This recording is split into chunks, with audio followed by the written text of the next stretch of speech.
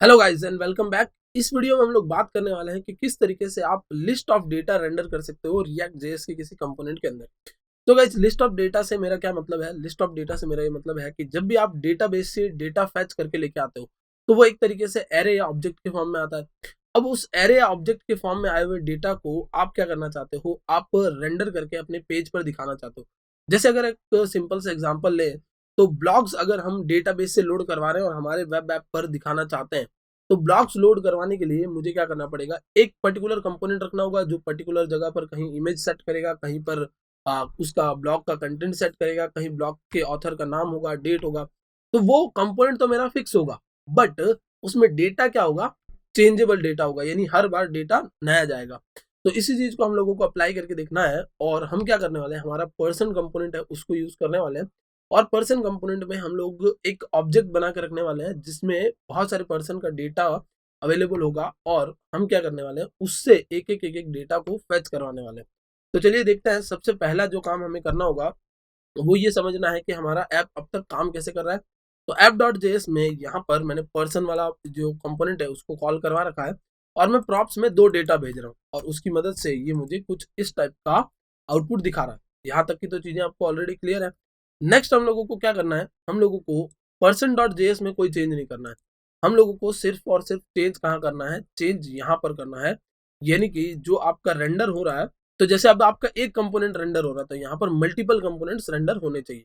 तो चलिए इसको करने के लिए हम लोग क्या करते हैं, यहाँ पर पर्सन्स नाम का एक ऑब्जेक्ट बना लेते हैं, पर्सन्स नाम का एक एरे, और उसमें ऑब्जेक्ट बना लेते हैं। तो हमारे पास कीज क्या क्या है?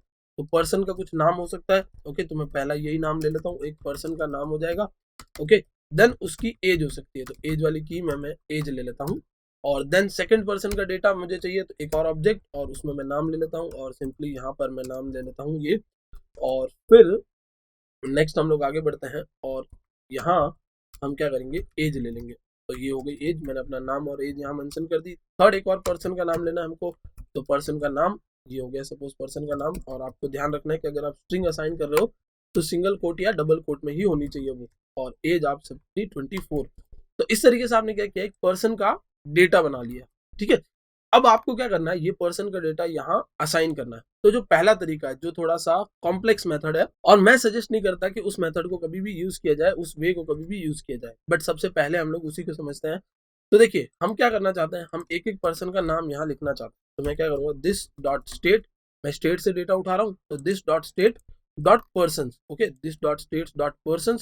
तो पर्सन में से जो पहला की है उसको मुझे देखना है, तो जीरो की डॉट नेम। ठीक है, इससे क्या होगा गाइस, पहले पर्सन का नाम हमारे पास निकल कर आ जाएगा। एज इट इज मैं इसको कॉपी कर लेता हूँ और चेंज करके क्या करना पड़ेगा, मुझे डॉट एज करना होगा। कर्ली ब्रैकेट्स में मेंशन कर रहा हूँ क्योंकि जेएसएक्स में हम लोग जावास्क्रिप्ट का कोड लिख रहे हैं। ओके, तो पर्सन का ये नाम आ जाएगा पहले पर्सन का और पहले पर्सन की एज आ जाएगी। और देखते हैं तो डेटा हमारा वैसे के वैसा दिखा रहा है क्योंकि हमने same as it is data यहाँ रखा हुआ है। सेकंड पर्सन के लिए मुझे क्या करना पड़ेगा, तो इसको as it is copy, then paste, और की को चेंज करना होगा। ठीक है, तो मैंने की को चेंज कर दिया। तो मेरे पास एक और पर्सन का डेटा यहाँ पर रेंडर हो जाएगा। एज इट इज मैं अगर एक और पर्सन दिखाना चाहता हूँ तो 3 पर्सन का डेटा रेंडर करने के लिए मुझे कीज को ऐसे चेंज करते जाना पड़ेगा। ठीक है, और मैंने की चेंज की तो ये देखिए तीसरे पर्सन का भी डेटा आ गया। बट यहाँ जो डेटा आ रहा है, एक बार मैं इसको स्टाइल में जाकर इसकी जो विड्थ है उसको फिक्स कर देता हूँ ताकि ये फिक्स विड्थ दिखे हमको। Okay, 400 pixels. तो आप देखिए आ रहा है डेटा हमारे पास 3 पर्सन का डेटा। अब ये तो मुझे यहाँ पता था ऑब्जेक्ट में कि कितने पर्सन का डेटा मैंने डाला हुआ है, तब मैंने क्या किया, 3 बार इसको फैच कर दिया और कीज लगा दी। बट यही चीज अगर आपको करनी पड़े 100 बार, 200 बार, अगर आपको 200 पर्सन का डेटा एक्सेस करना है, 200 पर्सन का डेटा एक्सेस करना है, तो आप 200 टाइम्स इसको रिपीट करें तो वो बहुत कॉम्प्लेक्स टास्क होता है।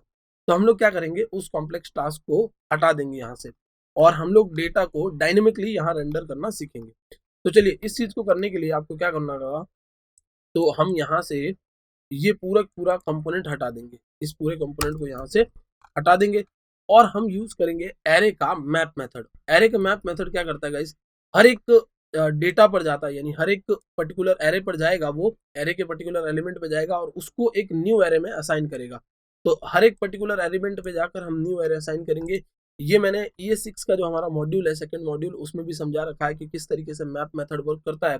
तो अगर आप लोगों को वो चीज़ ना क्लियर हो तो वो मॉड्यूल में मैप वाला वीडियो ज़रूर देख ले। और हम क्या करेंगे, हम लोग यहाँ पर सिंपली जो हमारा रेंडर है उसमें एक लेट करके हम लोग पर्सन बनाएंगे, ठीक है।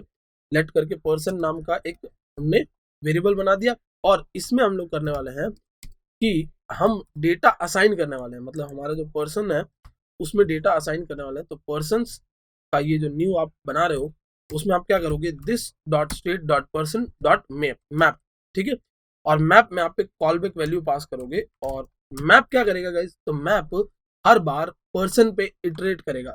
ये जो पर्सन आप देख रहे हो तो पहले इस पे आएगा, फिर इस पे आएगा, फिर इस पे आएगा, तो एक एक बार इस तरीके से इटरेट करेगा। तो ये जो मेरा पर्सन वाला डेटा है वो मैं पी नाम के वेरिएबल में हर बार स्टोर करता जाऊंगा। आप चाहो तो पी में स्टोर कर सकते हो, आप चाहो तो पर्सन में स्टोर कर सकते हो।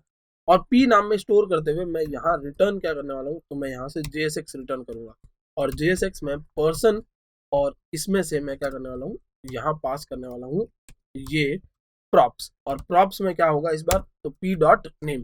तो पी डॉट नेम क्या करने वाला है, जो नाम यहाँ से आपने उठाया है, यानी इस ऑब्जेक्ट से जो नाम उठाया है वो आप एज अ प्रॉप यहाँ असाइन कर दोगे। तो क्या होगा, ये जो है एरे बन जाएगा। मैं अभी आपको दिखाऊंगा ये एरे किस टाइप का बना हुआ है। देन आप एज नाम का जो पास करोगे उसमें पी डॉट एज पास कर दोगे। तो पी में हर बार क्या आएगा, एक पूरा डेटा आएगा, एक पी आएगी, और उसमें से आप डेटा उठा लोगे, फिर एक डेटा ये आएगा और उसमें से आप ये अलग अलग डेटा उठा लोगे डॉट एक्सेस करके। और देन ये जो पर्सन वाला है वो किस तरीके का दिखेगा, ये मैं आपको पहले कंसोल में लॉग करके दिखा देता हूँ कि किस टाइप का ये दिख रहा है। तो कंसोल डॉट लॉग, और देखिए चलिए एक बार मैं रिफ्रेश कर लेता हूँ, और देखिए इस तरीके से ये आपको दिखा रहा है टाइप ऑफ, और इसमें ना ऑब्जेक्ट आ रहा है। ये देखिए प्रॉप्स में ये आपको दिख रहा है WS क्यूब टैग एज, और इस तरीके के कितने बने हैं, 3 बने हैं। मतलब ये 3 कंपोनेंट्स आपको यहाँ पर रेंडर करके दे रहा है। आपको सिंपली क्या करना होगा, ये जो आपका पर्सन्स नाम का जो आपने वेरिएबल बनाया था, इस पर्सन्स नाम के वेरिएबल को यहाँ पर फैच कर देना होगा। फैच करने के लिए आपको सिंपली क्या करना पड़ेगा, कर्ली ब्रैकेट्स एंड पर्सन्स, बस इतना सा काम आपको करना है। और ये पर्सन्स वाला जो आपका वेरिएबल है यहाँ फैच हो जाएगा, और जैसे ये फैच हो जाएगा तो आपका ये पूरा का पूरा जो कंपोनेंट बन रहा है, यानी जो 3 कंपोनेंट बन रहे हैं वो यहाँ रेंडर हो जाएंगे। तो आप देखिए ये यहाँ पर रेंडर हो गए तीनों डेटा। अब कोई डेटा अगर जुड़ता है बाद में, अगर कोई डेटा जुड़ता भी है तो देखिए जिस तरह के यहाँ पर मैं एक टेस्ट नाम का डेटा जोड़ देता हूँ, टेस्टिंग नाम से डेटा जोड़ दिया और रैंडम मैंने कुछ भी एज दे दी।